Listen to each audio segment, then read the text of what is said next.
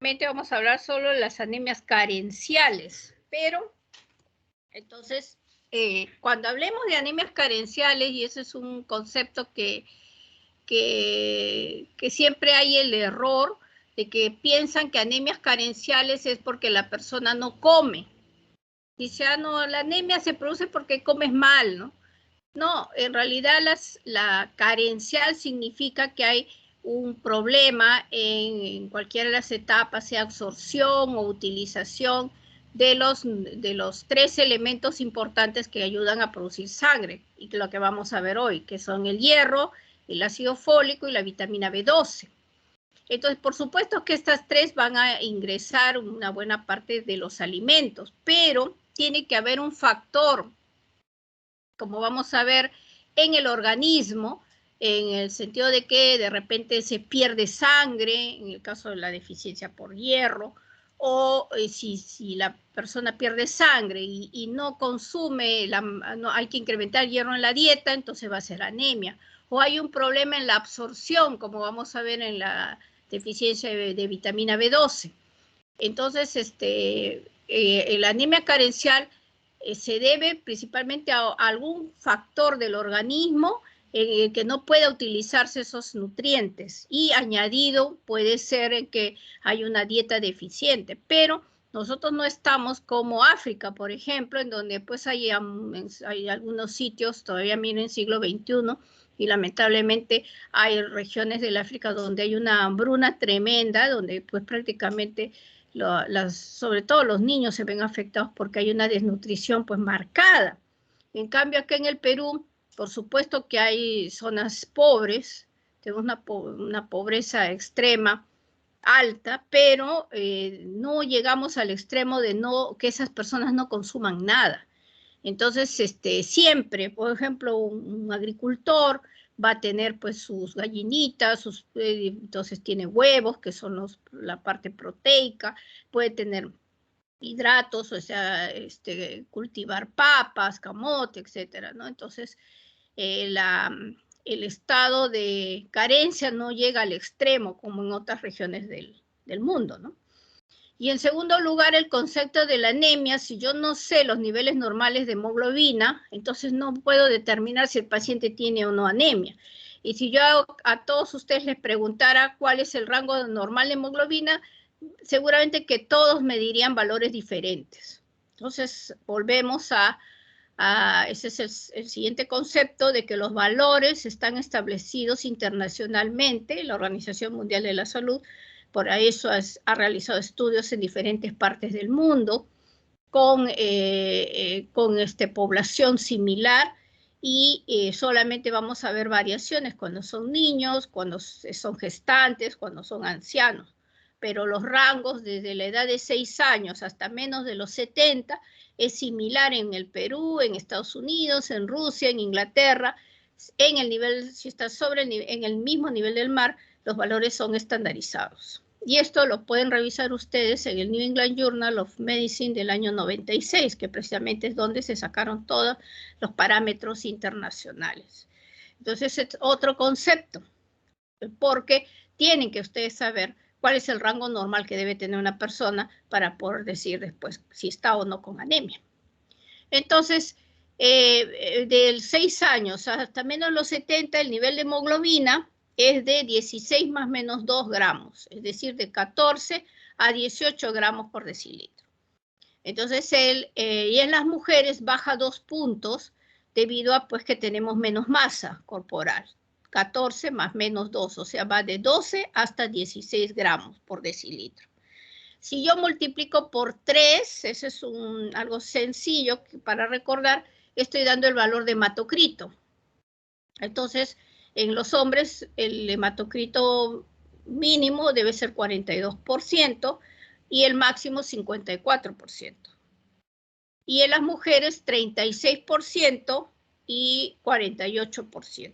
Entonces, son los rangos y voy a considerar hematocrito y hemoglobina, ¿no? Recuerden que el hematocrito me mide masa globular, o sea, número de matíes, y la hemoglobina es la cantidad de hemoglobina que está dentro de las células, ¿no? Entonces, Ambos parámetros me van a ayudar para determinar la anemia.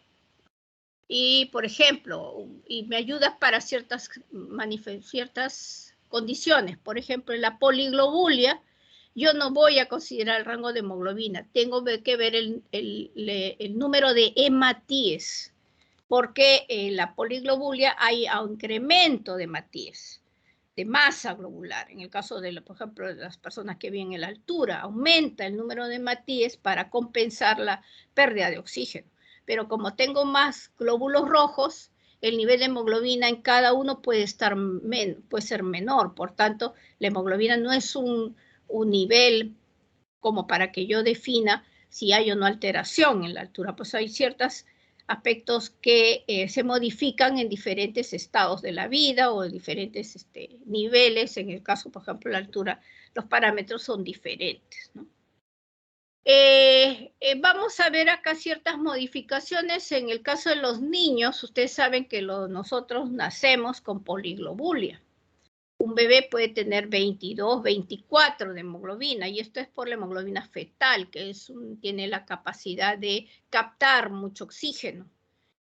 Por eso es ideal en un medio pues, hipóxico, como lo tenemos en el útero.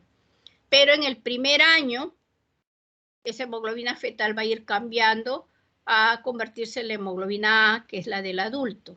Entonces, ese primer año vamos a ir cambiando nuestra hemoglobina hasta que pasado el primer año ya prácticamente la hemoglobina fetal ya no se va a encontrar. Y hay un periodo de tiempo en el que el bebé, y eso lo vamos a ver en la anemia ferropénica, los bebitos entre el 1 y 2 años, puede haber una caída de la hemoglobina muy marcada, diríamos que es la anemia fisiológica, que baja un punto más o menos, que es precisamente el acoplamiento fisiológico, porque trata ya el organismo, comienza a ver la lactancia y entonces al consumir ya los nutrientes va a obtener sus propios nutrientes, sobre todo el hierro. El hierro inicialmente lo captó de la mamá y ahora lo va a ir cambiando por el hierro que es propio ya de sus alimentos que consume, y ese hierro ya se va a ir almacenando propio de su organismo. Hablaremos un poco más de eso en anemia ferropénica. Las gestantes, como están viendo, baja un punto, porque tenemos en el periodo de gestación hay un aumento del volumen plasmático, y por eso es que la relación con la masa globular, o sea, con los hematíes, varía un poco. Entonces, una gestante que tiene 11 de hemoglobina, que debería normalmente tener una mujer 12, en la gestación de 11 no me indica que tenga anemia. La anemia va a ser menos de 10, de 10 para abajo en gestantes. Así que si tengo una gestante de 11 hemoglobina y estoy observando que tiene una buena alimentación, no requiere el suplemento, diríamos, ¿no? Pero, como ustedes saben, ya es un protocolo que todas las gestantes reciben hierro y ácido fólico, precisamente porque incrementa sus necesidades. Como hablábamos en la altura, hay cambios fisiológicos, y eso es importante hacer después, en realidad, una revisión de todas las modificaciones que la altura causa en el organismo, algunas malas. Por ejemplo, la poliglobulia, ya lo que es la enfermedad de Monge, que ya es que rompe esa relación, o sea, por cada 1000 metros que la persona va elevando de la altura, se va a aumentar entre 0,5 a 1 gramo la hemoglobina. Pero esto se produce si la persona vive ya en la altura. Es decir, a partir de los 15 días que una persona comienza, por ejemplo, o cualquiera de nosotros que se va a vivir a Huancayo, es diferente que si yo me voy solo una semana de paseo y retorno, no va a haber esos cambios, sino ya la modificación, el acoplamiento es a partir de los 15 días. Y por cada 1000 metros aumenta. O sea, si una persona tenía 12 de hemoglobina en Lima y me voy a 3000 metros de altura, es probable que al máximo suba 3 gramos, o sea, 15 de hemoglobina. Cuando se rompe esa relación de la altura con la producción de sangre, es decir, ya no obedece al límite, sino que produce más, ya es una enfermedad, que es la enfermedad de Monge, que es la enfermedad de la altura. que ustedes van a revisar todos sus libros de medicina interna, el Harrison, más los de hematología, hay capítulos enteros sobre las alteraciones, las modificaciones que se producen en la altura, precisamente han sido por científicos peruanos, y Monge fue uno de los primeros, de Cayetano Heredia. El Cayetano Heredia, ustedes saben, tienen su área de investigación de Humboldt, precisamente la altura, y hubo otras, ¿no?, investigaciones, pero principalmente ahí es donde realizaron los primeros estudios, ¿no? Entonces eso es ya en relación a la poliglobulia, que ya es el otro extremo, diríamos, ¿no?, que ya es patológico y va a causar una serie de trastornos en la persona y que a veces es difícil de controlar y es difícil de poder determinar algún tratamiento, porque aquí la persona tiene que bajar de la altura, vivir en niveles más bajos, sobre todo a nivel del mar, y muchas de estas personas pues su vida la tienen en la altura, entonces es difícil a veces los cambios que puedan hacer. Y en mayores de 70 años también disminuye 1 gramo, porque por aumento pues del tejido de soporte, de tejido conectivo, en la médula, a expensas de una disminución de la celularidad, ¿no? Eso también es normal.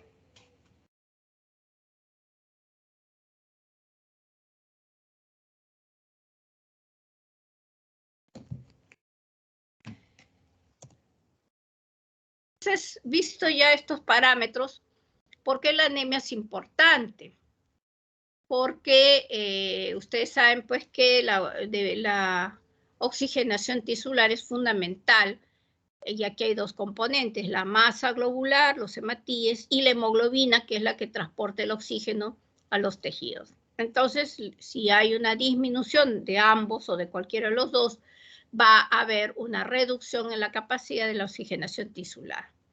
Y vamos a ver pues toda la repercusión que son parte de las manifestaciones clínicas de la anemia, ¿no? Y esto es pues, vamos a ver también, depende del grado de severidad de la anemia, ¿no? Entonces, los signos y síntomas de la anemia van a depender de ciertos factores. En primer lugar, el grado de anemia que presente la persona, ¿no? Entonces, se supone que mientras más severo la caída de la hemoglobina o del hematocrito, y siendo aunque sea crónico el proceso, entonces mientras mayor es la caída en las anemias severas, ya debe haber sintomatología. Y esto también depende del cambio en el volumen sanguíneo, porque si hay una pérdida aguda, por ejemplo, una persona sufre un accidente y pierde el 40% de su volemia, ya está en shock. Pero si tengo una persona que pierde, una mujer que pierde por menstruaciones, va perdiendo sangre y no hay recuperación, no mejora en este caso, el aumento del hierro, que debe aumentar en su dieta, entonces, pero es crónica, de repente va a llegar a 5 de hemoglobina y no tiene mayores síntomas. Entonces depende del cambio en el volumen. Si la volemia se pierde rápidamente, no hay, los mecanismos compensatorios no se activan y por tanto rápidamente se descompensan. Pero si es una pérdida crónica de poquito en poquito en poquito, el organismo se va acomodando, los mecanismos van funcionando y podemos ver pacientes con 4 o 5 de hemoglobina y no tiene mayores síntomas porque son crónicos. La rapidez con que se establece, esto está en relación al cambio del volumen, como hemos hablado.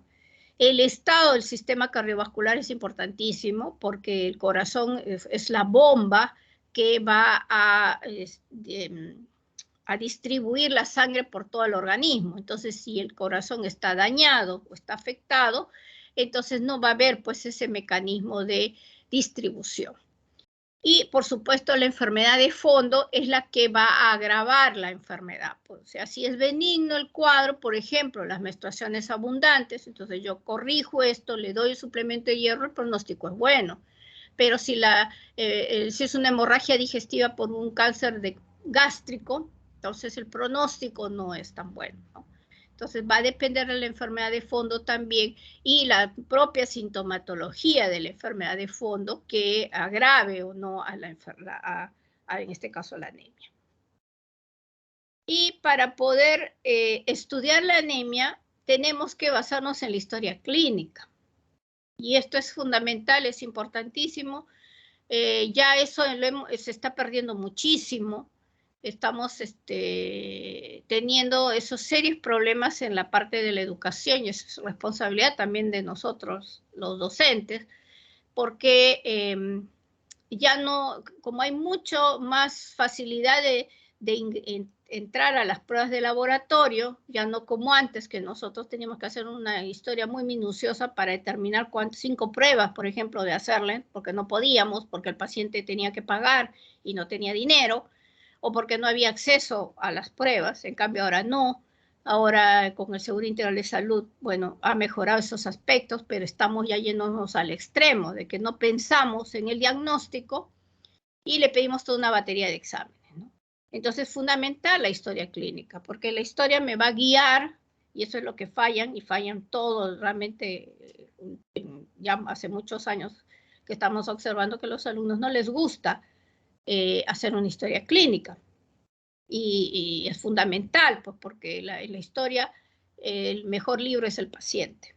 Entonces, en el caso de la anemia, yo tengo que ver ciertos parámetros, ¿no? Desde cuándo empezó la anemia y su duración, para saber si la anemia es desde el nacimiento, o sea, si el niño nace o los primeros meses hace anemia, y la madre me dice, bueno, es que siempre tiene anemia, le doy hierro y nunca mejora. Entonces esos niños ya tienen que ser evaluados por hematología para sospechar de enfermedades de tipo hereditarias. Las anemias hemolíticas no necesariamente, cuando van a ver la clase, no necesariamente las hemolíticas de tipo congénitas como la talasemia, las hemoglobinopatías, la esferocitosis, tengan anemias con ictericia, porque la ictericia es parte de la anemia hemolítica, pero hay pacientes que pasa desapercibido, ¿no? Porque hacen una hemólisis muy... Si es algo característico. Si tenemos un niño o niña con anemia y no mejora con los nutrientes comunes, ya tiene que ser evaluado por el hematólogo. En el caso de los adultos o los ancianos, también investigar los déficits, pues, de absorción de la B12, el ácido fólico. O sea, en el inicio de la menstruación, por ejemplo, menstruación muy abundante, también hay que investigar. Entonces, si la anemia es muy temprana, los primeros años de vida, hay que estudiar de todas maneras los trastornos hereditarios. En segundo lugar, ¿cómo se diagnostica la anemia? Por una prueba de laboratorio, de repente se le hace un screening a un trabajador y le detectan anemia, o porque ya presenta síntomas. Si presenta síntomas, significa pues que ya la anemia es severa y es crónica, ¿no? A diferencia de si el cuadro, ya como les dije, es agudo, que puede dar mayor sintomatología. Los factores ambientales son importantes, y sobre todo en las anemias de tipo ferropénica, ¿no? Porque ahora hay las dietas vegetarianas o los veganos, si son veganos exclusivos, porque algunos dicen, sí, yo soy vegano, pero por ahí se tira su carnecita, su chicharrón. El vegano puro, o sea, que consume solo vegetales, tiene que consumir hierro, porque el hierro es fundamental y el hierro está en los alimentos de tipo animal, no lo tienen los vegetales. Entonces el vegano tiene que añadir a su dieta con sus tabletas, sus cápsulas de hierro, porque si no van a ser anemia ferropénica. La ingesta de alcohol, o sea, en exceso, interfiere con la absorción del ácido fólico. Las profesiones, para poder saber si hay contacto con sustancias tóxicas. Por ejemplo, si la persona trabaja en un salón de belleza, los tintes de cabello, que claro que ahora cada vez se está usando menos sustancias tóxicas, pero pueden ocasionar problemas. Los pesticidas, los órganos fosforados, en el caso de los agricultores. Entonces es importante saber en qué trabaja la persona para poder ver si hay factores que indiquen pues, que puede haber un daño a la médula ósea asociado a anemias aplásicas, a leucemias. El lugar de procedencia, si viene de zonas tropicales o de la altura y está hemolizando entonces, y con fiebre, para pensar en enfermedades de tipo infecciosas, parásitos que dañan, en el caso del paludismo, que viene de zona tropical y que de su reproducción sexual, su reproducción es intraeritrocitario. Y la bartonela, que ustedes saben, pues que es la enfermedad de Carrión, que al contrario la bartonela se adhiere a ciertos antígenos de la superficie del glóbulo rojo. Entonces, en ambos produce anemia hemolítica por la destrucción del glóbulo rojo en el vaso. Los antecedentes, si la persona es diabética, para sospechar de hemorragias digestivas, si ha tenido una cirugía, pues, por ejemplo, una gastrectomía parcial o total, para sospechar de anemia megaloblástica, porque ustedes van a ver el metabolismo, o sea, la producción de los medios de transporte, la B12, se hacen en el estómago. Si tiene una enfermedad hepática, una enfermedad crónica, para sospechar las anemias por enfermedad crónica.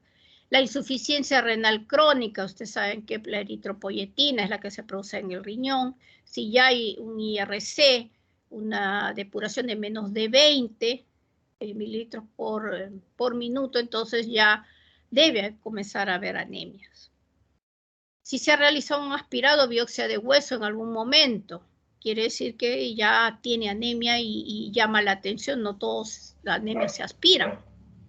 Y se ha recibido transfusiones de sangre también, porque probablemente la anemia ha sido ya importante y han considerado esta transfusión. Entonces, todas estas manifestaciones, antecedentes, son importantes para que me guíen a mí al diagnóstico. Y acá tendría que añadir, y se me ha pasado, las menstruaciones.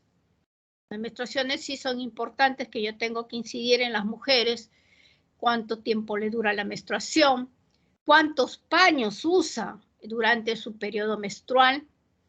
Hay mujeres que incluso en la noche usan los paños más gruesos. Entonces me indica pues que la menstruación es abundante y que puede ser manifestación de la consecuencia de la anemia, ¿no? Entonces, para poder yo hacer los estudios respectivos. Y los síntomas, y ustedes saben, los síntomas generales de la anemia son cansancio, vaídos, cefalea, palpitaciones, la disnea progresiva, el dolor torácico, el zumbido de oídos, son síntomas generales por la hipoxia, en mayor o menor grado, ¿no? Pueda que alguno ya tiene anemia severa, entonces ya comienza a haber disnea incluso a medianos, a pequeños esfuerzos, ¿no? Entonces, estos son los síntomas generales y los síntomas ya que vamos a ir viendo a los adicionales dependiendo del tipo de anemia, que lo vamos a ir viendo en cada capítulo. Entonces, yo ya con esa información de la historia clínica, yo tengo que determinar qué tipo de anemia presumo para hacer el siguiente paso, los exámenes auxiliares. Y este es la clasificación de las anemias, porque esto es una clasificación clínica. Siempre me salen diciendo, ¿cuál es la clasificación? Ah, normocítica, macrocítica. No, esa es clasificación de laboratorio, pero a mí no me interesa el laboratorio. Es un siguiente paso. Pero yo por clínica, yo todavía no voy a verlo en el laboratorio, tengo que determinar por mi historia clínica hacia qué tipo de anemia presumo. Y son, yo le he colocado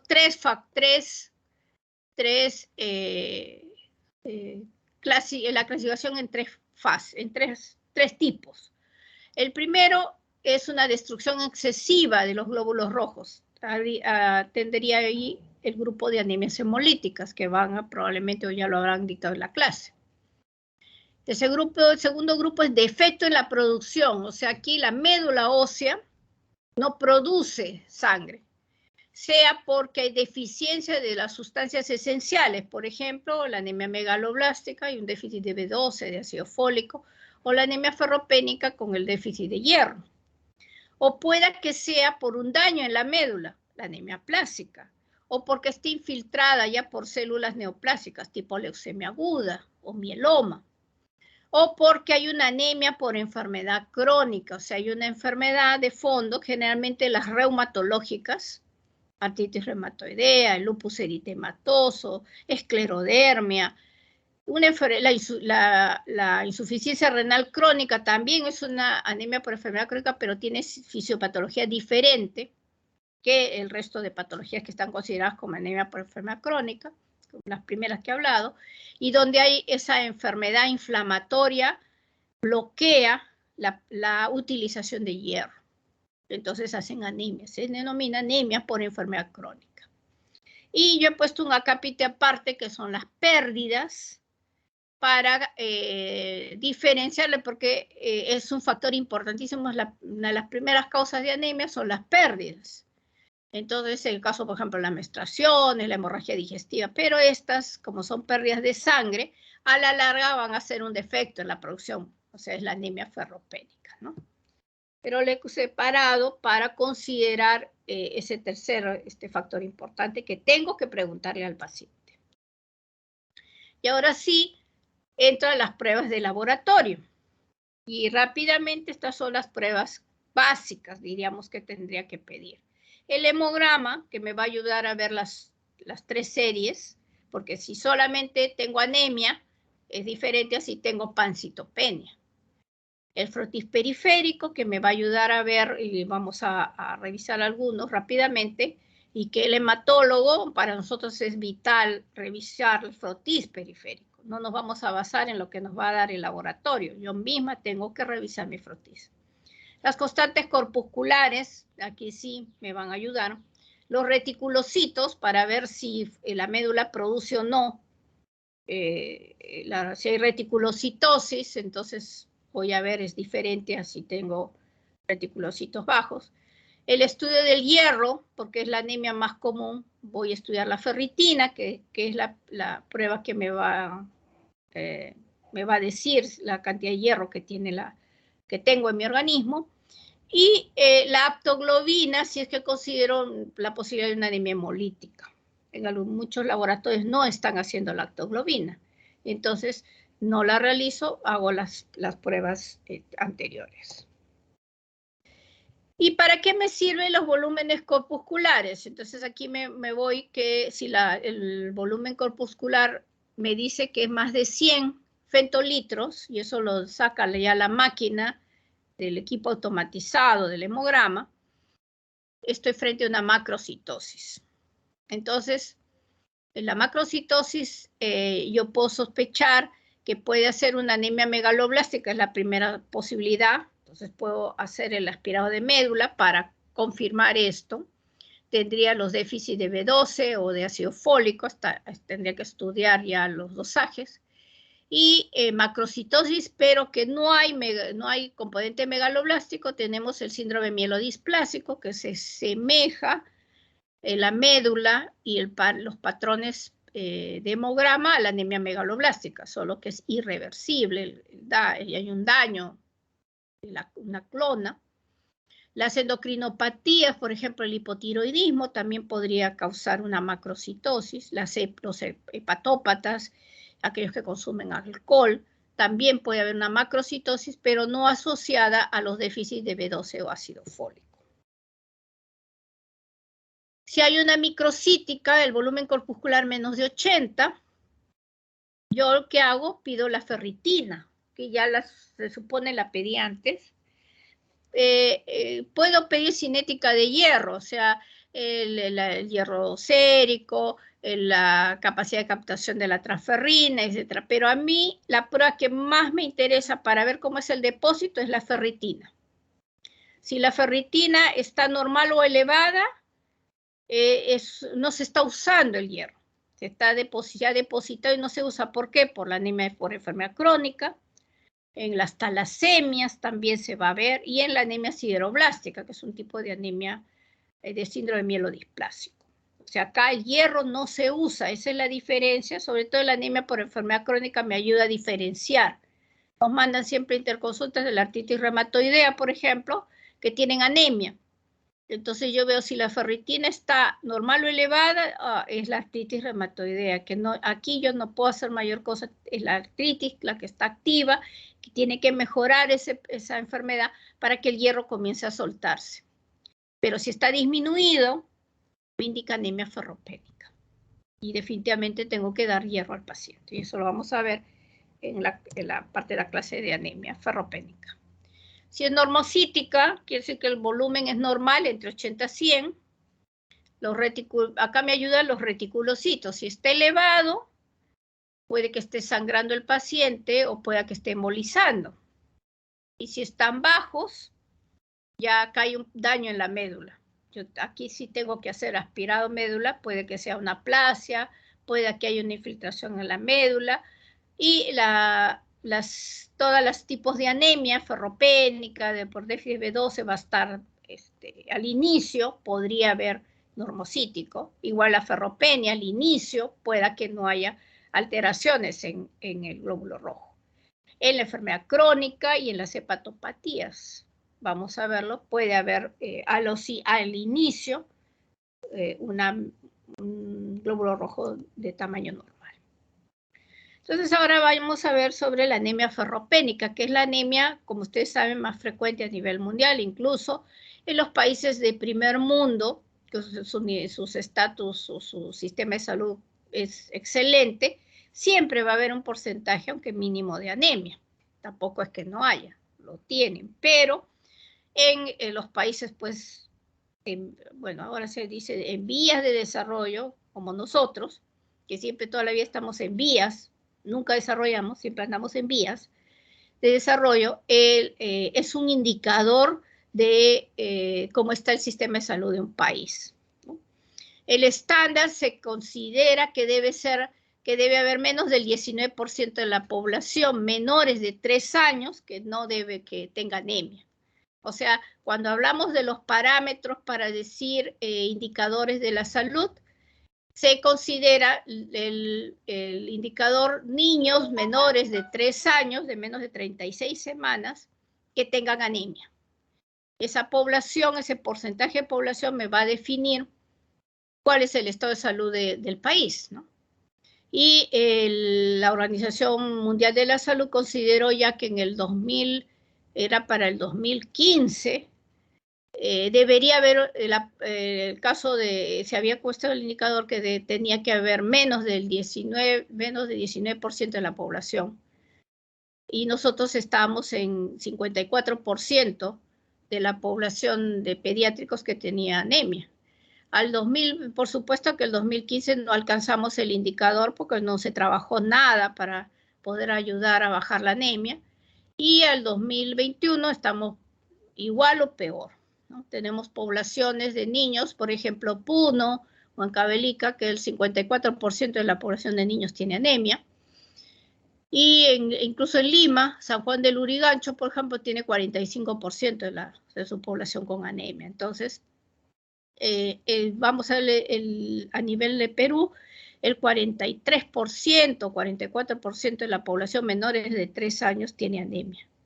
Entonces está difícil llegar a tener el indicador que bajemos a 19% y no se ha trabajado nada y no se va a trabajar en los siguientes años y creo que yo tampoco lo voy a ver porque la anemia es multifactorial, o sea, no solamente es darle, como vamos a ver, darle unas galletas de hierro al niño, ¿no? Porque eso es lo que se gastó muchísimo en producir galletas, en producir estos alimentos. Por supuesto, fortificantes ayudan, pero es todo el estatus, ¿no? O sea, el medio ambiente en donde está el niño, ¿no?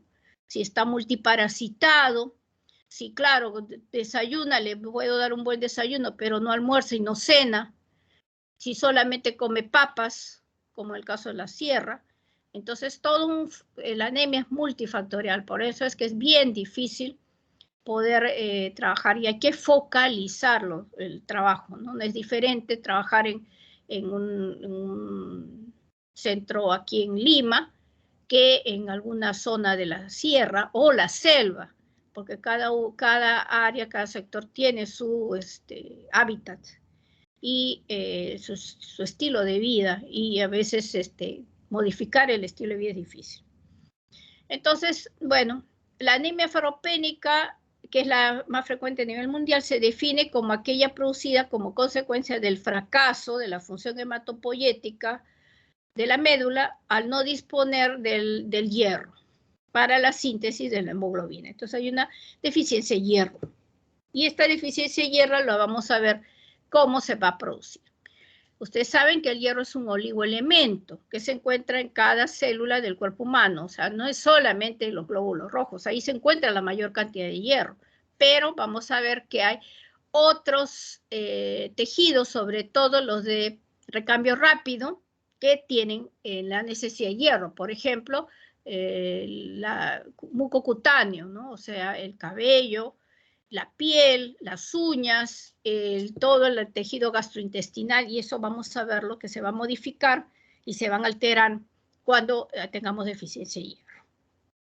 Entonces, es un metal, y ese es también un problema para poder considerarlo en los medicamentos o en los alimentos, ¿no? En los medicamentos, como vamos a ver, y últimamente se están produciendo algunos otros tipos. El sulfato ferroso son muy tóxicos por precisamente el metal. Entonces, si el tratamiento de deficiencia con anemia ferropénica es vía oral, causa mucha intolerancia. Por eso muchos hierros ya han sido retirados del mercado. El fumarato, el ferroso, el gluconato ferroso. Queda el sulfato ferroso, que todavía sigue siendo de todas maneras tóxico, y a veces la persona no cumple por el tratamiento para la intolerancia gástrica, ¿no? Eso es el problema del hierro. También en los alimentos le cambia el sabor. Por ejemplo, un hierro con leche, la leche fortificada es diferente, ¿no? Entonces, mucha gente no le gusta, ¿no? Las galletas con hierro se endurecen, y eso lo dieron en los años 70, 80, las galletas fortificadas para los niños, se los distribuían y los niños no lo comían, ¿no? Entonces, ¿por qué? Son muy duras y no son de muy buen sabor. Entonces, ese es el problema también del hierro para producirlo, porque necesariamente tiene que entrar por la vía oral. Ahora, el hierro está en dos compartimientos: el compartimiento funcional y el de depósito. El funcional es el que está en constante reciclado. Estamos con la hemoglobina en los glóbulos rojos, la mioglobina en el músculo, la transferrina, como vamos a ver, que transporta el hierro, y otras enzimas que intervienen en otros metabolismos del organismo. Y el hierro en depósito lo tenemos en la ferritina, que es el hierro que está en en el hígado, en el vaso, en los ganglios. Y la hemosiderina, la hemosiderina es el hierro en la médula ósea. Son las dos zonas de depósito del organismo.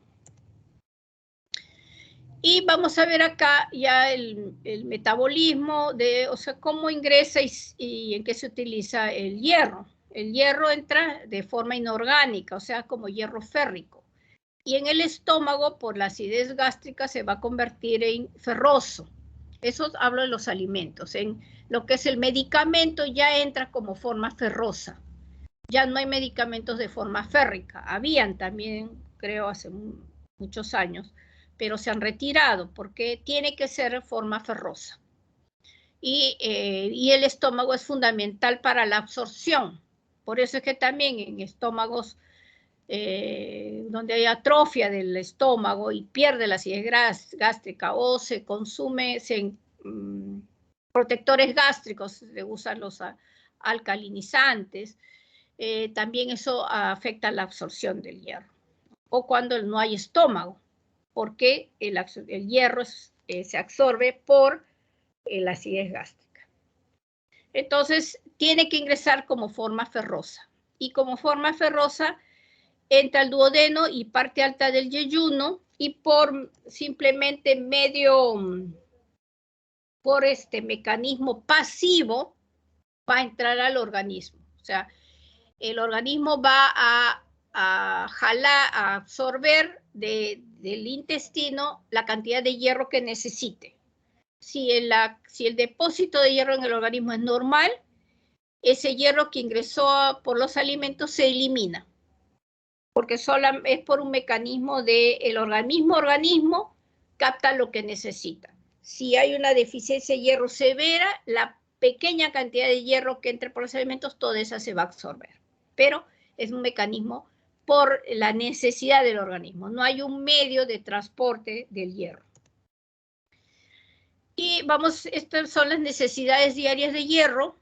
Y ustedes pueden ver que las necesidades son mínimas, o sea, una dieta común y corriente suficiente para poder suplir nuestras necesidades.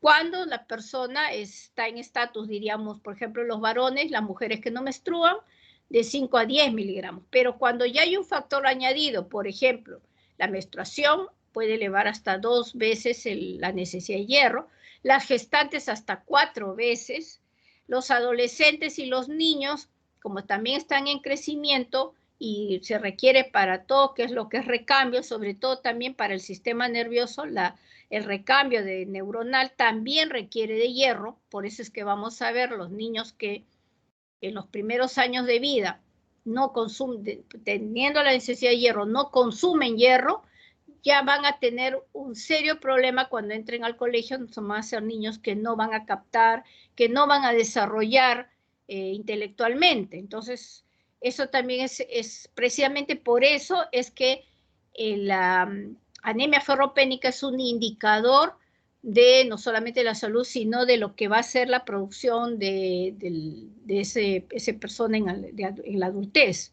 Entonces, ese es el serio problema. A veces dicen, no, los niños en esos exámenes no responden, los profesores.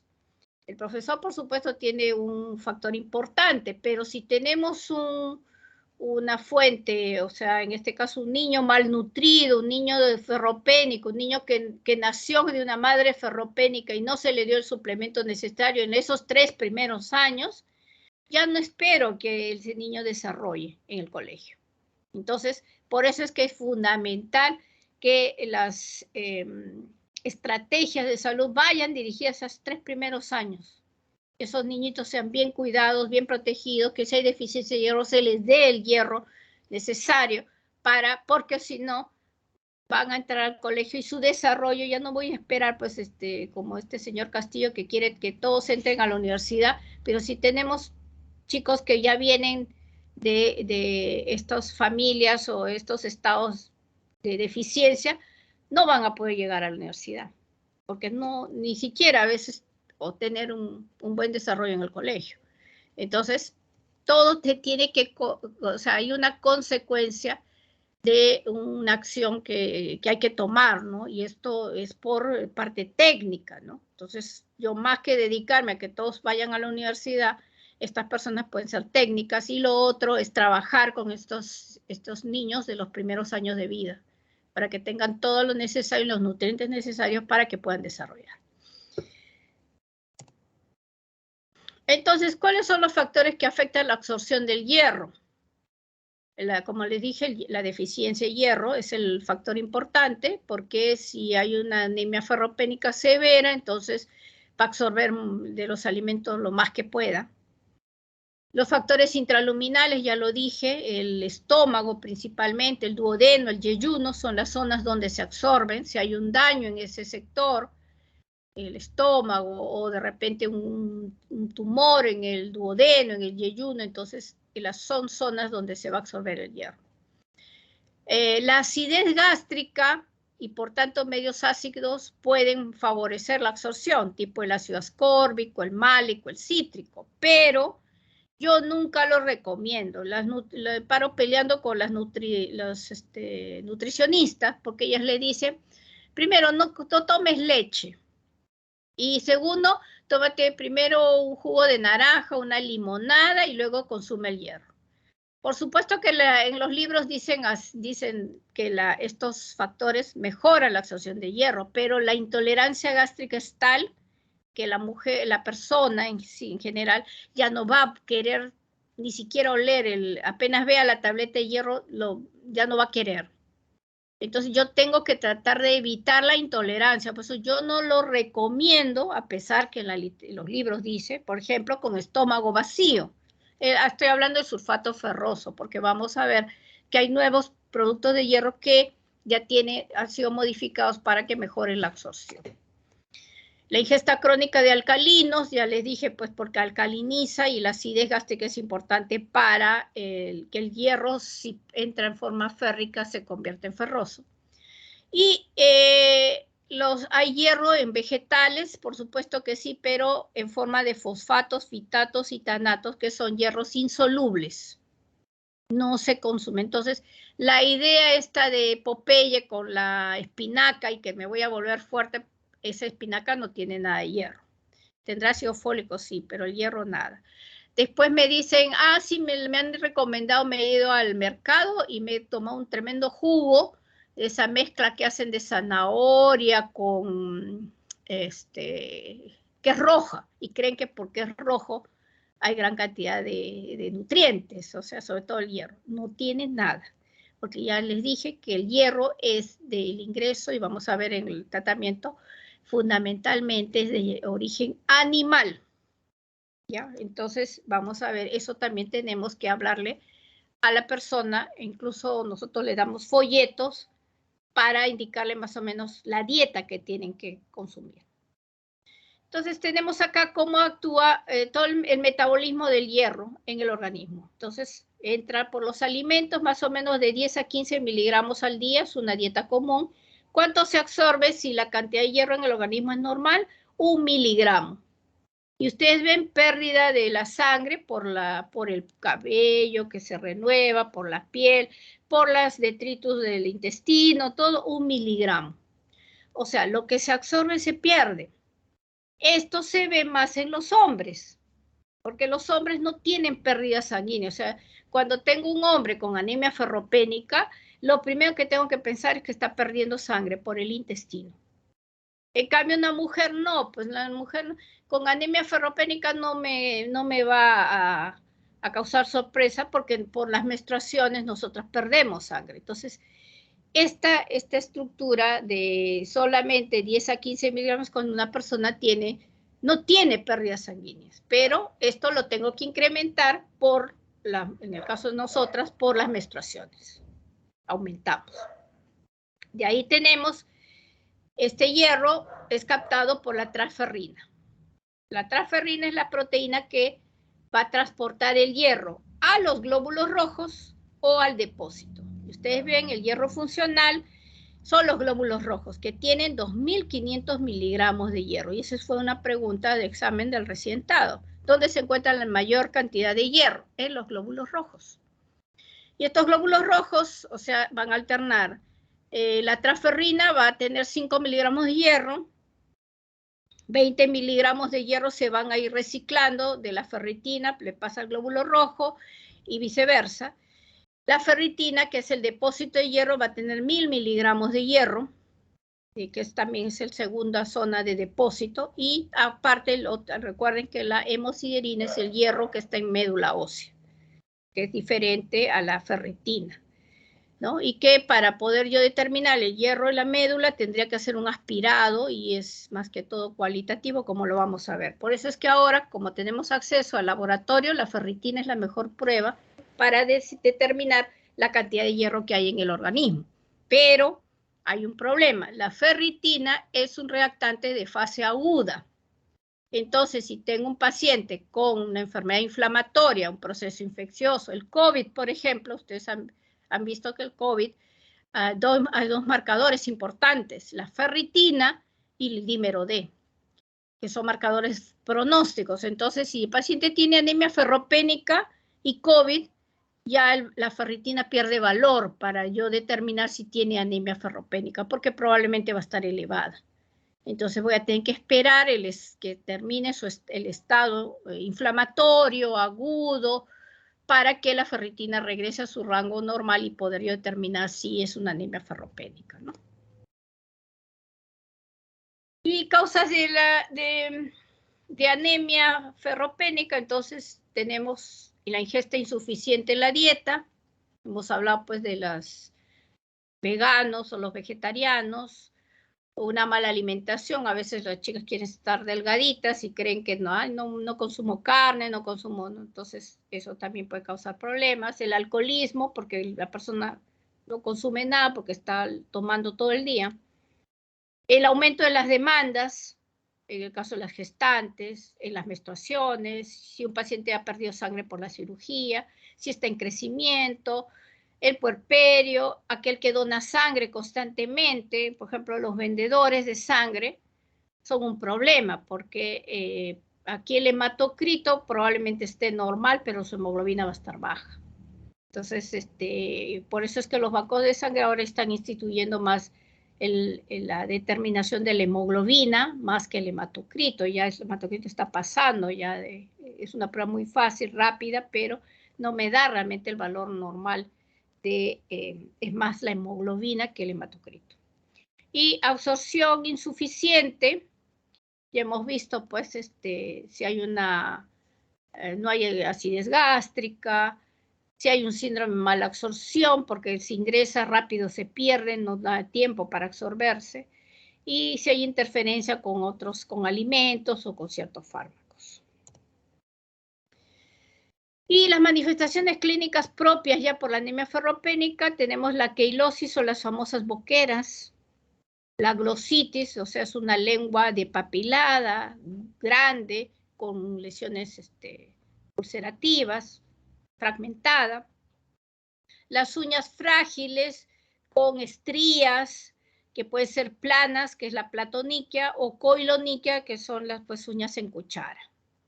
Y tenemos la disfagia, que es una manifestación muy común en las anemias ferropénicas, sobre todo en mujeres y las severas, que es el síndrome de Plummer-Vinson o de Peterson-Kelly. Y esto es porque la mujer, porque es más frecuente en mujeres, cuando pasa los alimentos siente algo una dificultad al pasar alimentos y les da temor y se van más que todo al gastroenterólogo y el gastroenterólogo al hacer la endoscopía encuentra estas pseudomembranas en el esófago. Y este síndrome es por una mala regeneración pues, celular, precisamente porque ya les dije, el hierro es importante para lo que es repitelización. Entonces, esas pseudomembranas al final, el gastroenterólogo si lo ve, dice, no, vaya al hematólogo para que haga el tratamiento. Y van a ir mejorando, pero es por un gran tiempo el consumo de hierro, ¿no? Tiene que estar mínimo 6 meses, ¿no? Y va a ir mejorando. En las pruebas de diagnóstico, entonces, ya más o menos hemos visto la hemoglobina y hematocrito disminuidos, va a haber hipocromía y microcitosis, los reticulocitos normales pueden estar aumentados si hay sangrados, las plaquetas normales también pueden estar altas como respuesta a la anemia ferropénica, puede ir con trombocitosis y es una causa de interconsultas comunes que los colegas de medicina interna nos envían porque tiene plaquetas 500.000, 800.000. Y lo primero que vemos, es anemia ferropénica, no hay ningún problema, esto es reactivo.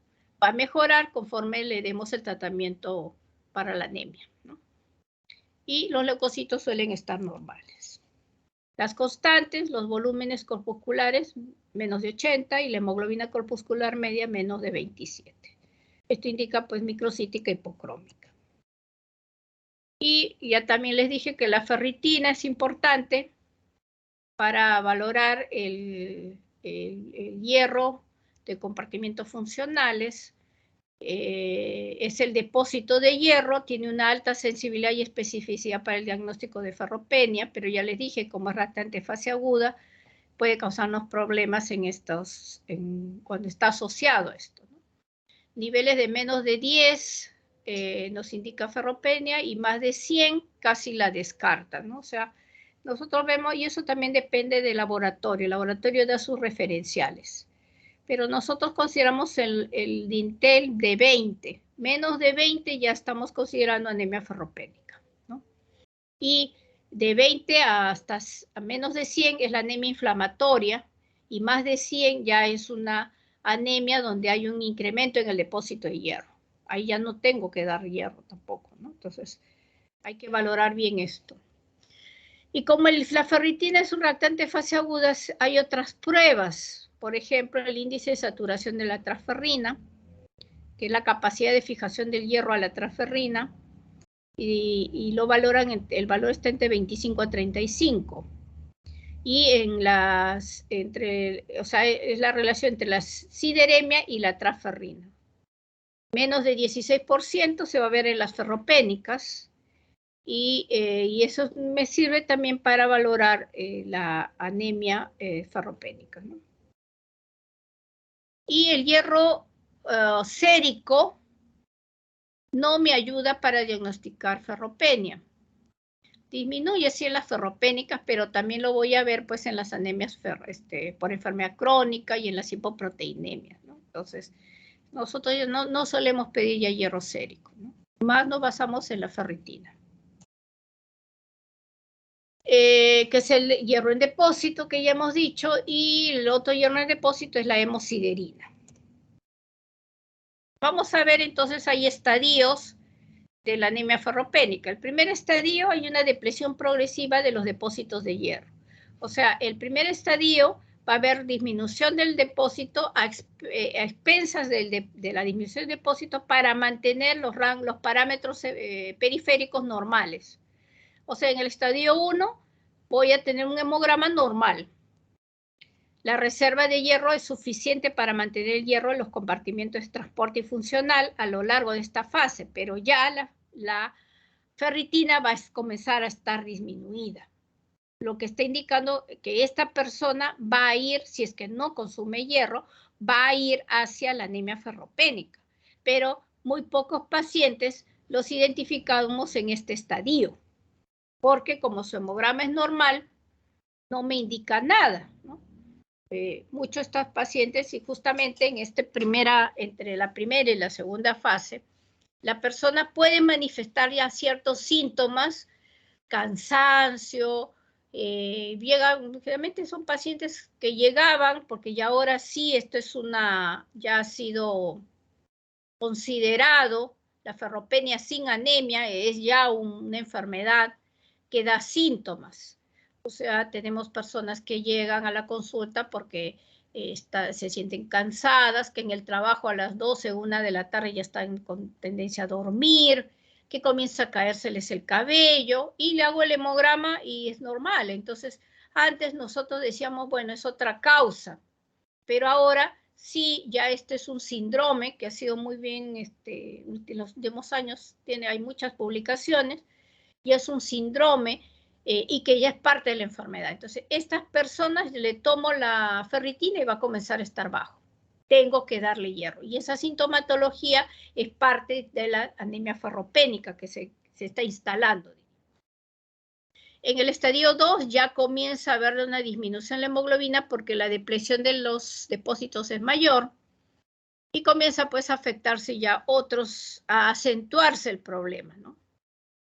Si yo le hago un aspirado de médula ósea, voy a encontrar la hemosiderina que va a estar disminuida, ¿no? Pero para anemia ferropénica ya no se hace un aspirado de médula, salvo si no tenga yo seguridad de que es anemia ferropénica. Y el estadio 3 es el que ya tiene todos los parámetros que hemos hablado, ¿no? Los síntomas y signos propios de la anemia ferropénica, los niveles de ferritina muy bajos, y el hemograma, pues ya hay una anemia tendiente a ser severa con microcitosis e hipocromía. Aquí tienen les dejo este cuadro que es con los valores, y para, como ven, la ferritina sérica, el hierro sérico, la capacidad de captación de la transferrina y la saturación de la transferrina, ¿no? Esta es lo que se denomina la cinética del hierro, que a veces nos confunde. Y por eso aquí, ¿cuál es el parámetro más importante? La ferritina sérica. Están viendo, es la que va a comenzar a depletarse desde cuando solamente hay sin anemia, ¿no? Es un parámetro también precoz de que nos está indicando ya la anemia ferropénica. Y diagnósticos diferenciales la que está más cercana a la anemia ferropénica, a la asociada enfermedad crónica, la anemia por enfermedad crónica. Y aquí y ustedes están viendo, ya dijimos, las 3 patologías que pueden o que entran dentro del diagnóstico diferencial: la anemia por enfermedad crónica, la anemia sideroblástica y el rasgo talasémico, o sea, lo que es la talasemia, que es importantísima también presumirla, sobre todo en los niños y jóvenes. Aquellos, sobre todo hombres, y esto es lo más saltante, ¿no? Hombres que constantemente tienen anemia y no mejoran, y son anemias leves. Le hago la ferritina, lo más importante es también no es normal, ¿no? Entonces no es ferropénica, no tiene otros parámetros de anemia, hagámosle una electroforesis de hemoglobina, porque puedan ser estas talasemias que son rasgos talasémicos, o sea, que no manifiestan las alteraciones y eso le van a, bueno, explicar en la anemia hemolíticas hereditarias. Los trastornos, hay talasemias mayores y los que son los que tienen la sintomatología, y aquellos, los hermanos, diríamos, de un talasémico mayor pueden ser normales constitucionalmente, pero tienen el rasgo. Y van a ver cuál es la diferencia de la ferritina. O sea, ya acá yo no me hago tanto problema de hay que buscar la capacidad de captación, nada. Pido ferritina. Si está disminuida es anemia ferropénica. Si está normal o alta es otra causa que ya tengo que valorar, ¿no? Esta es una médula ósea. Teñimos, o sea, tomamos una punción de esternón, de cresta posterior, hacemos extendidos y llevamos a teñir. Entonces hay 2 tinciones, una que es la misma tinción Wright que uso para el frotis periférico para ver celularidad. Y esta de acá es con ferrocianuro de potasio para el ferrocianuro va a oxidar el hierro y lo va a poner de color verde. O sea, donde haya, este es una espícula, ven estas redondelas, son grasa, y vemos estos puntitos bien aislados, ahí me indica que hay hierro en el organismo, pero y ya ahí es cualitativo. 3 cruces es normal, 2 cruces, una cruz y 0 es que no hay esa tinción y me indica que no hay hierro en la médula ósea. Y más de 3, 4 y 5 cruces me indica incremento del hierro. Eso ya nosotros se nos enseña ya con tantos años que revisamos la médula, ya fijamos. Por ejemplo, en este caso yo diría que es una cruz, porque están viendo que el hierro está muy separado y aislado. A diferencia de este. Usted está viendo, igual es una espícula que tiene cantidad de hierro. Este ya tiene 4 hasta 5 cruces. Este es una médula en donde hay un incremento del hierro. Esta es otra médula, y ustedes están viendo, todo esto está menor aumento y son espículas, ¿no? Y ven la distribución de hierro en todas las espículas. Yo diría 3 cruces, una médula que tiene un depósito adecuado de hierro. Entonces, esa es la diferencia. La hemosiderina es cualitativa. De repente otro hematólogo dice, no, estos son 4 cruces. En cambio la ferritina no, la ferritina es un valor, ¿no? Entonces, esa es la diferencia. ¿Cuál es el tratamiento? En primer lugar, frente a cualquier tipo de anemia, tengo que buscar la causa y corregirla. En el caso de la anemia ferropénica, voy a ver si hay pérdidas sanguíneas por menstruaciones. Tengo que valorar, llevarla al ginecólogo. De repente esta menstruación es consecuencia de una coagulopatía, la enfermedad von Willebrand. Tendré que evaluar la causa.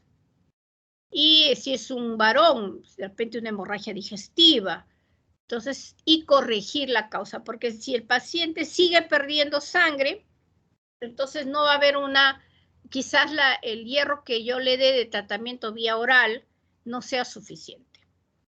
En el caso de anemias leves, a veces es solamente incrementar la dieta de hierro en la dieta, ¿no? Entonces, veríamos ahí el consumo y darle ciertas indicaciones en relación a la dieta. El segundo, ya, bueno, es el tratamiento con hierro. ¿Cuál es de elección? La vía oral.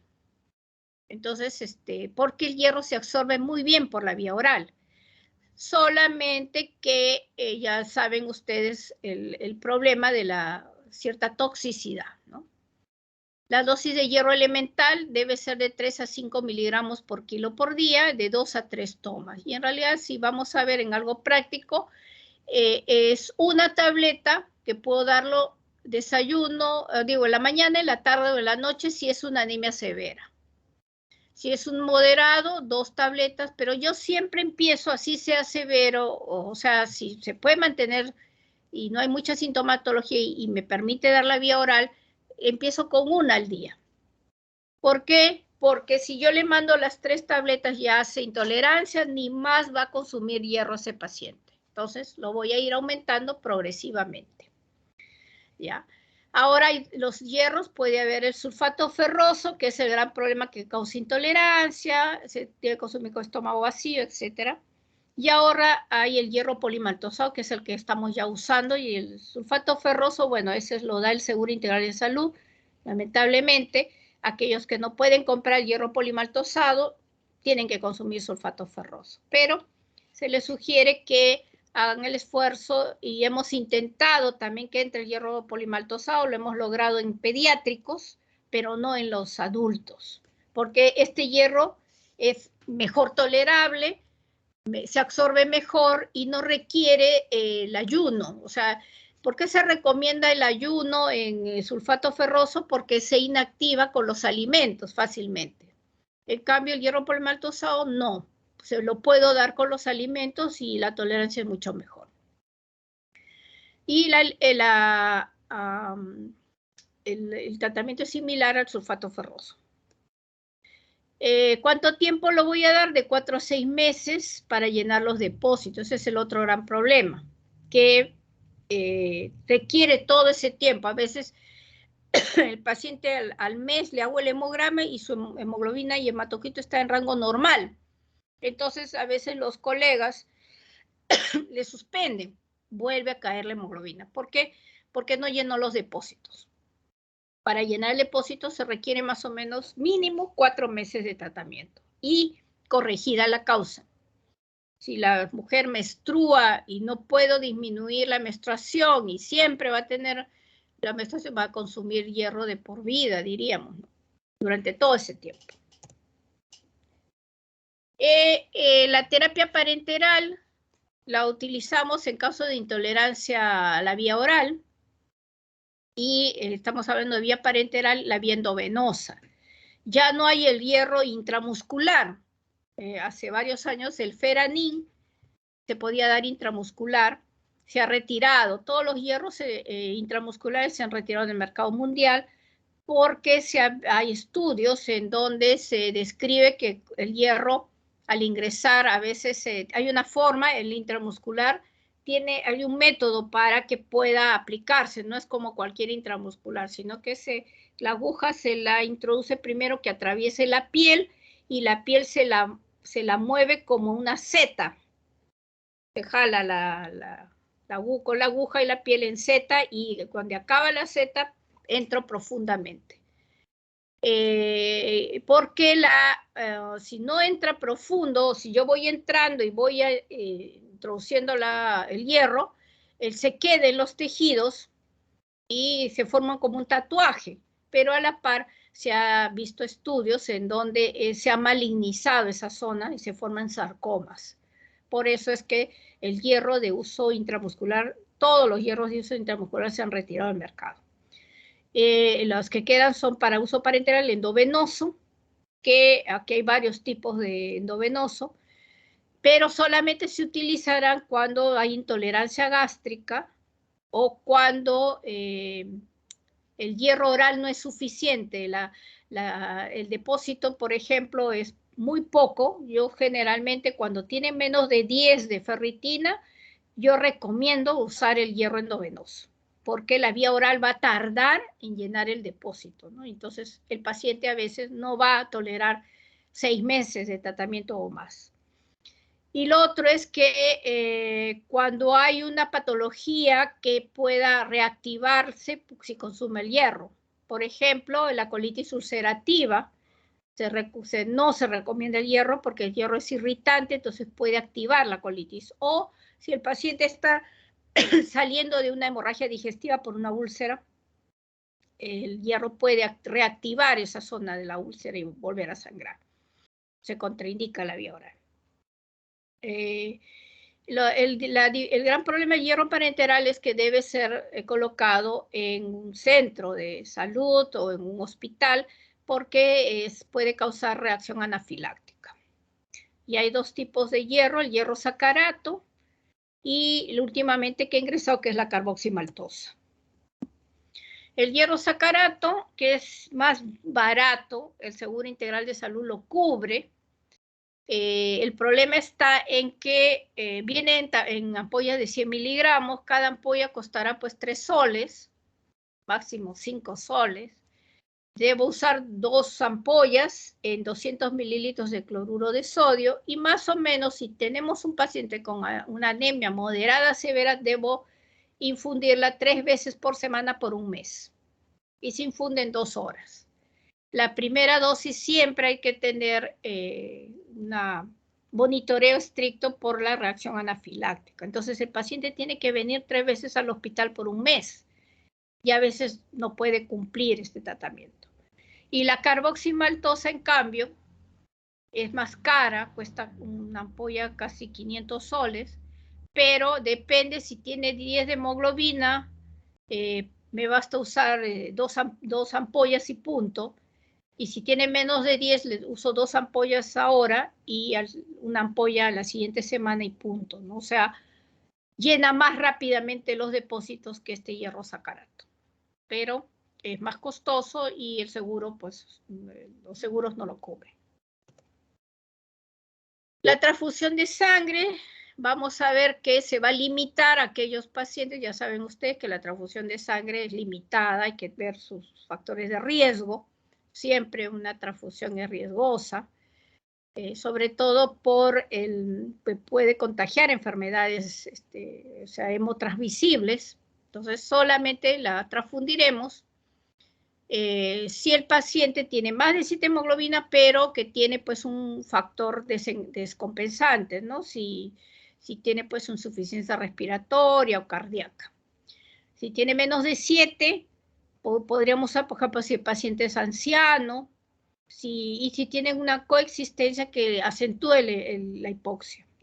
En realidad, la transfusión de sangre, si el paciente está descompensado o tiene un factor que puede descompensarlo, el anciano, por ejemplo, o si tiene problema cardíaco o problema respiratorio, entonces no controla muy bien la hipoxia. Entonces, además de la anemia, puede haber este cofactor que acentúe el problema. Siguiente grupo es la anemia megaloblástica, y aquí vamos a ver que a diferencia de la deficiencia de hierro, que solo interviene en la producción de glóbulos rojos, aquí intervienen las 3 estirpes celulares, tanto en glóbulos rojos, en leucocitos y plaquetas. ¿Por qué? Porque la B12 y el ácido fólico intervienen en la producción del ADN. Y el ADN es un factor importante pues para la maduración celular.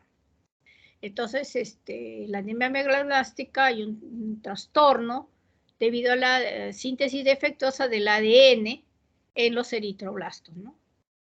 Y también en las otras líneas celulares, todas requieren la maduración celular, requieren ADN. Entonces, por eso que puede haber leucopenia y trombocitopenia. No me va a causar sorpresa una deficiencia B12 o ácido fólico que tenga pancitopenia, porque se puede dar. Mientras más severa es la deficiencia, se va a ver en el hemograma. Pero una anemia ferropénica con leucopenia o trombocitopenia, ya aquí me tiene que llamar la atención, porque de repente no es solo anemia ferropénica o no es ese el diagnóstico, porque la anemia ferropénica solo tiene que haber anemia. Las otras 2 estirpes deben estar normales. Y entonces tenemos 2 grupos. Los folatos, que son los que van al final importantes para la producción del ácido fólico, entran únicamente en la dieta. Es la única fuente. Y predomina en los vegetales, sobre todo los vegetales de color verde. Bueno, la forma activa, el tetrahidrofolate y bueno, y los poliglutamatos, que son los más importantes vegetales. El requerimiento diario es un requerimiento normal, de una dieta normal, de 50 a 100 microgramos, pero ustedes están viendo, hasta 300 a 500 veces va a aumentar en el embarazo y la lactancia. Pero una dieta normal contiene entre 2.000 a 4.000 microgramos de folatos. Pero el gran problema es que el ácido fólico se destruye fácilmente por el calor. O sea, si yo voy a consumir los vegetales, yo preferiría que estén casi frescos. Esa sería una dieta rica en ácido fólico. Y tengo que hacer el estudio del dosaje del ácido fólico, es de 30 a 20 microgramos por litro, pero también pido el intraeritrocitario, que debe estar entre 160 a 700 microgramos por litro. Porque pueda que la concentración sérica sea normal, pero que el nivel de eritrocitos ya esté baja. Bueno, su absorción ingresa con los alimentos, en el intestino delgado, se fija una proteína, fijadora de folatos en la membrana epitelial, pero su ingreso es por difusión pasiva. La leche materna y el ácido ascórbico facilitan su absorción. Pero algunos interfieren en la absorción. Por ejemplo, los anticonceptivos orales, que están de tanto uso en los últimos años, los barbitúricos, el etanol, el alcohol, limitan la absorción. Pasa a la célula, en el interior de las células, los monoglutamatos pasan a metiltetraidrofolato, y este tetraidrofolato, y aquí es importante la albúmina, porque es la que transporta la forma activa, diríamos, del folato, y esta va a disminuir cuando tenemos pacientes con baja de albúmina. Y después pasa a la célula y nuevamente se convierte en poliglutamato. En relación a la vitamina B12, es la cobalamina, la forma ya comercial es la cianocobalamina, las necesidades diarias de 2 a 5 microgramos, el contenido total que se encuentra en el organismo es de 2 a 5 miligramos, y en el hígado está el mayor depósito de B12, que es de 1 miligramo. Acá es importante decir que el ácido fólico, los depósitos son pocos, que requiero necesariamente de los alimentos. Si hay una interferencia o hay un problema en todo el proceso de tanto de la dieta como en la absorción de ácido fólico, me bastará con 3 meses, por ejemplo, una diarrea crónica de 3 meses, va a ser una anemia megaloblástica por déficit de ácido fólico, o en la gestación también. Puede ser, por eso es más fácil en la gestación hacer déficit de ácido fólico. En cambio, la B12 tenemos un depósito muy grande. Se agota en 3 a 4 años. Por ejemplo, si tengo un problema en la absorción de la B12, en cualquier área que vamos a ver, tengo las reservas para 3 a 4 años. Si el paciente hace una anemia severa, incluso pancitopenia, probablemente la deficiencia, el problema viene ya de atrás, por lo menos más de 2 años. Esa es la diferencia. Que la B12 tiene más depósito que el ácido fólico. La ingesta diaria es la que va a aportar la mayor cantidad de B12. Se produce B12 a través de la síntesis de bacterias, pero es mínimo. Prácticamente no es de ayuda. En cambio, en los animales inferiores, los perros, los gatos, sintetizan gran cantidad de B12.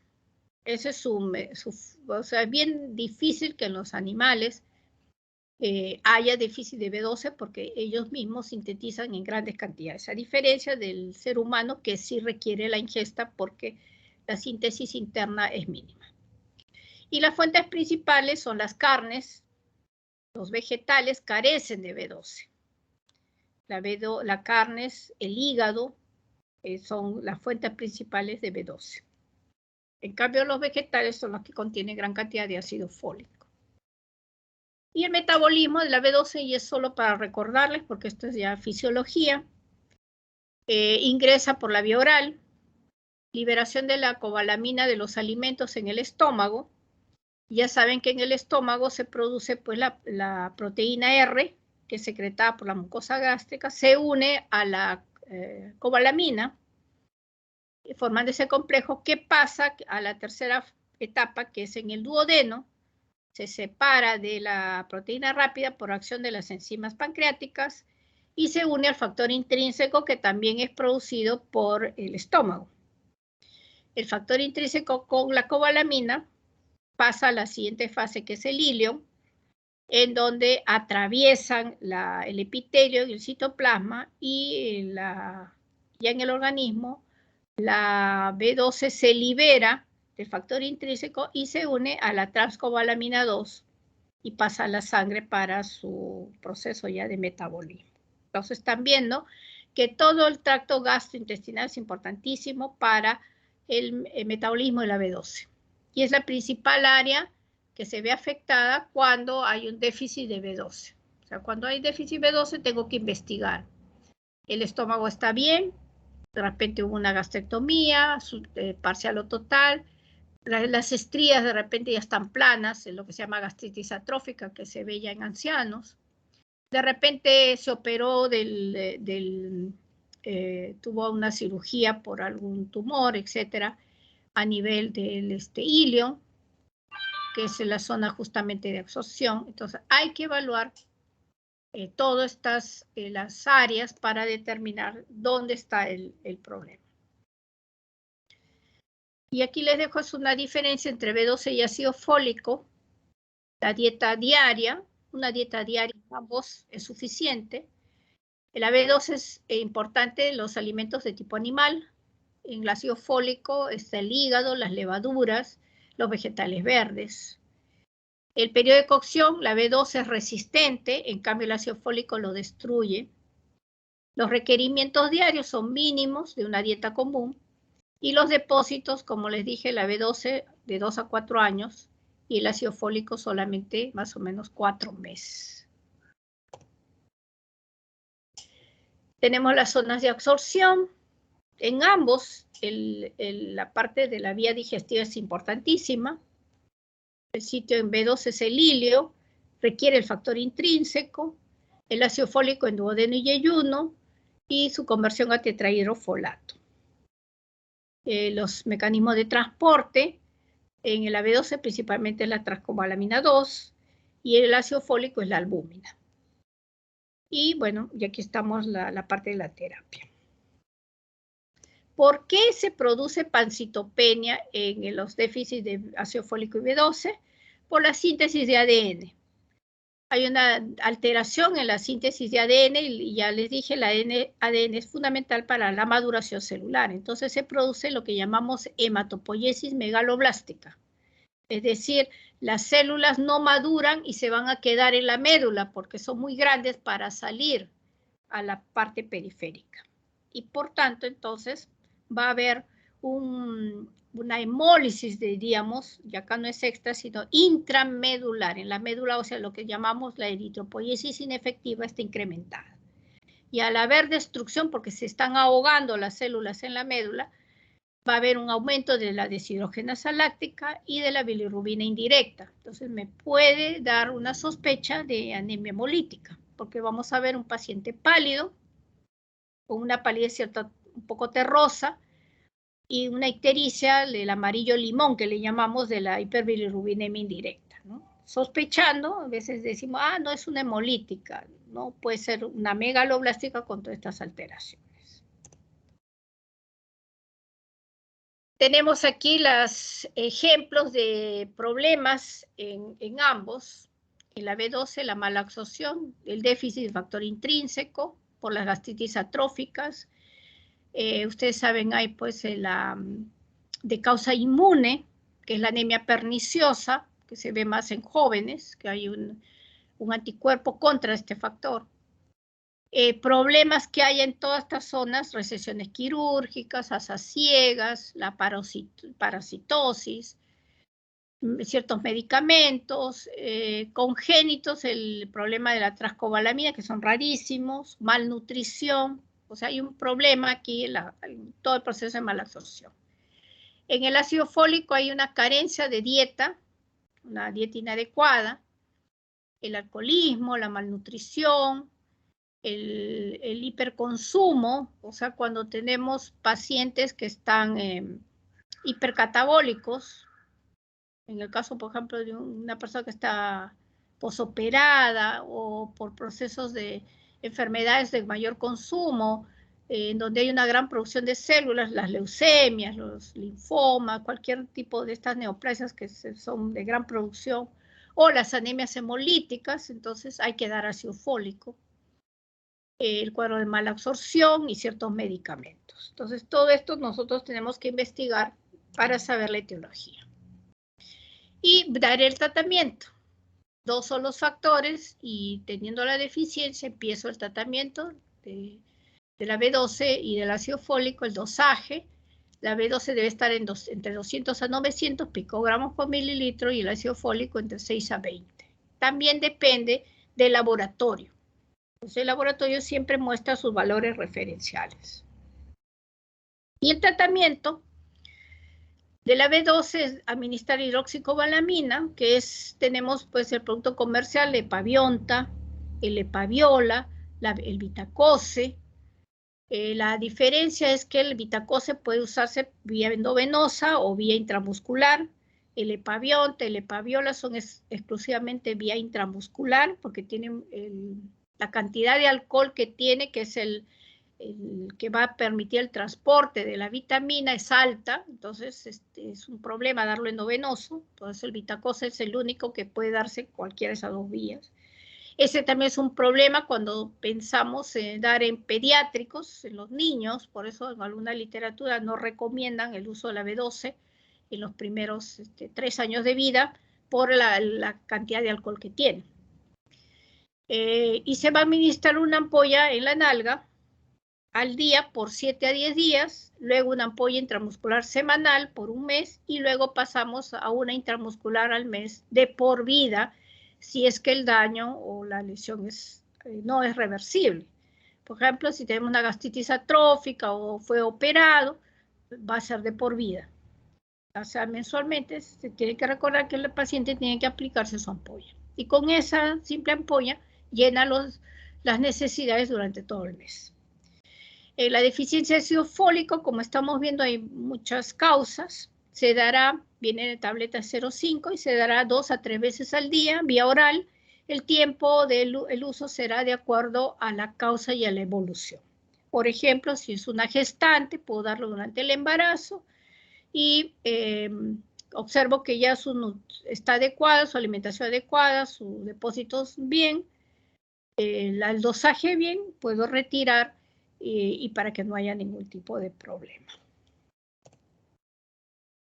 Esta médula, pues digo, es un frotis periférico y observan ustedes macrocitosis.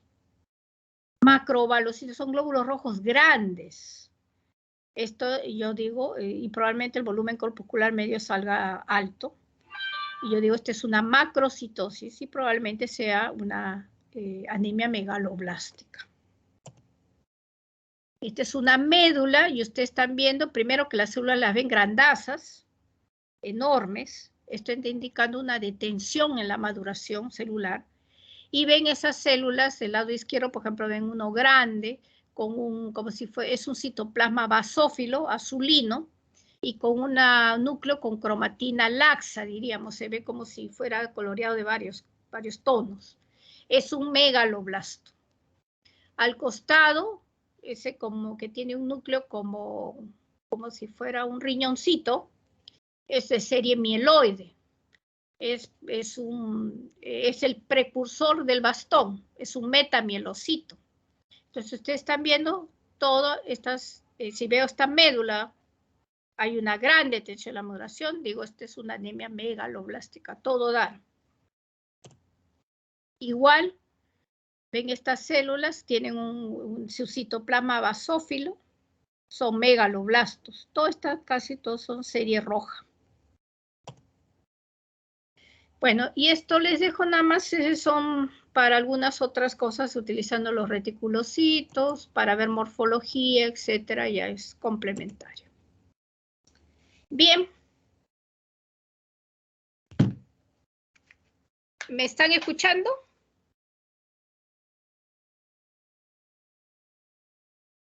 Sí, doctora, sí se le escucha. Hemos terminado, entonces no sé si hay alguna pregunta.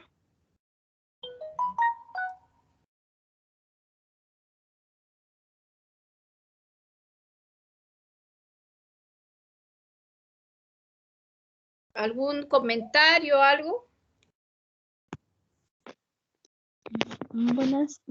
Buenos días, doctora. Dime. Sí, quería consultar, mencionó que en casos de que hubiera una descompensación hemodinámica, se podría dar como una opción la transfusión de sangre. Quería saber si habría algún valor estándar de hemoglobina o hematocrito en el cual se puede iniciar ese tratamiento.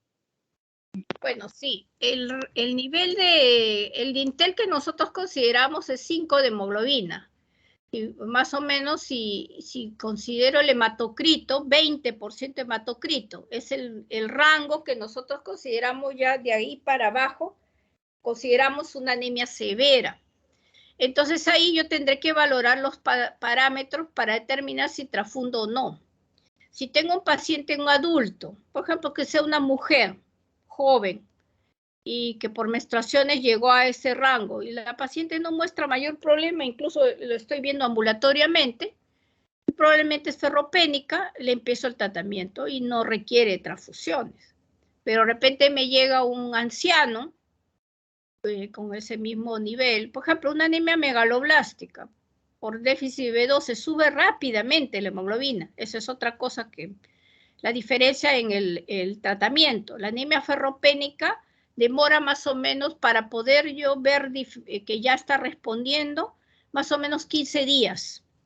O sea, si yo le comienzo a dar hierro y tengo que esperar la respuesta, es al mes tengo que tomarle más o menos el hemograma, que debo ver respuesta ya de subida de hemoglobina. Si al mes el paciente que sospecha anemia ferropénica no me responde, tengo que reevaluar al paciente, porque de repente hay un factor que no está permitido, o está sangrando y la cantidad de hierro que le estoy dando vía oral no es suficiente, o no está tomando el medicamento, o está sangrando y eso no le permite subir la hemoglobina, o es otra causa, ¿no? Porque hay pacientes que, bueno, yo digo, es una mujer, está menstruando, ya le doy hierro sin la necesidad de darle la ferritina. Hay algunos colegas que no le piden la ferritina o de repente la ferritina no hay en el hospital y hay muchos pacientes no quieren, se les dice, bueno, no hay en el hospital porque sí lo cubre, y se les pide que lo haga un laboratorio y ellos dicen, no, yo no tengo dinero. Entonces, bueno, decimos,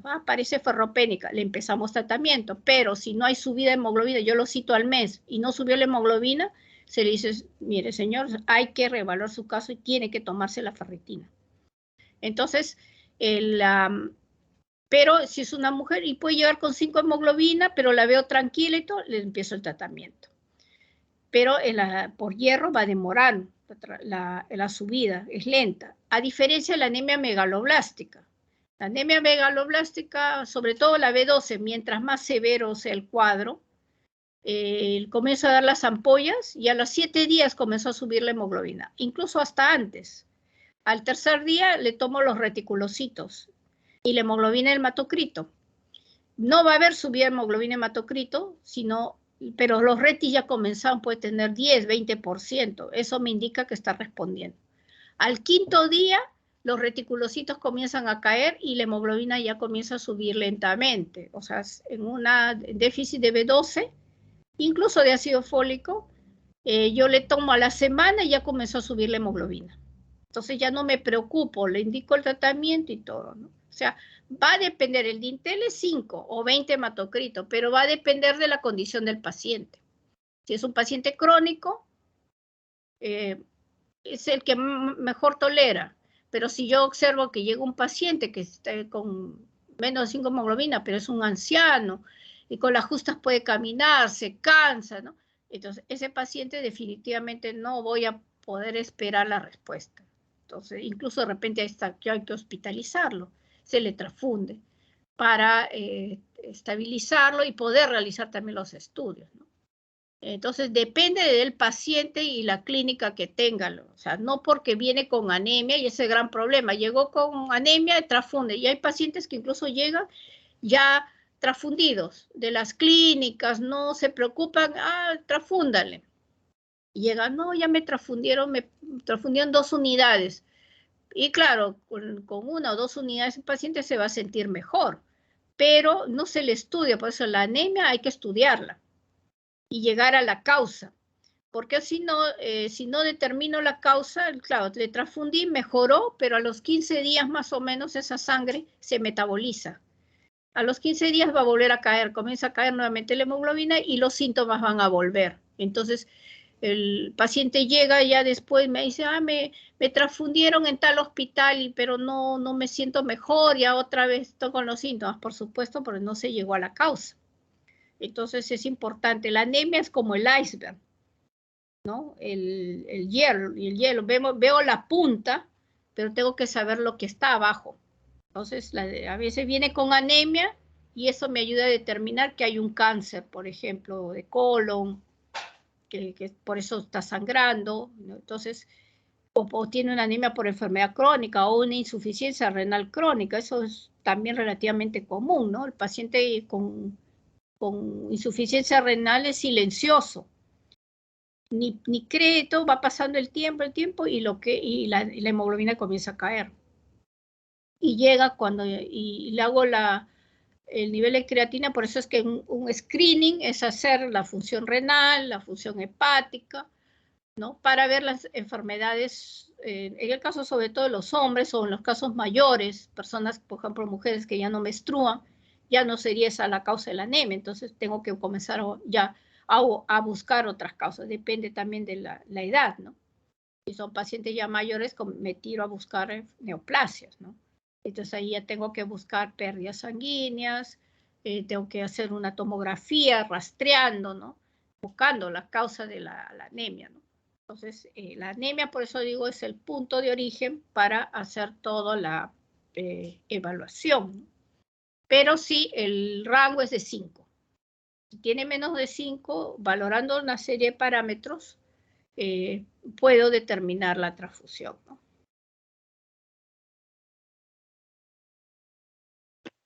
Gracias, doctora. Bien, si no hay otra pregunta, entonces nos quedamos aquí porque justo hoy tengo una reunión, no voy a poder me quedan 2 clases. Coordinaré con sus colegas, si es hasta el martes, el martes tienen, ¿no? Hasta el martes, me dijo, creo que la delegada. Hasta el día miércoles, doctora. Ya, entonces podría separarme el día lunes, pues, lunes o también podría ser martes, la mañana, y ahí sí tendríamos que hacer las 2 clases.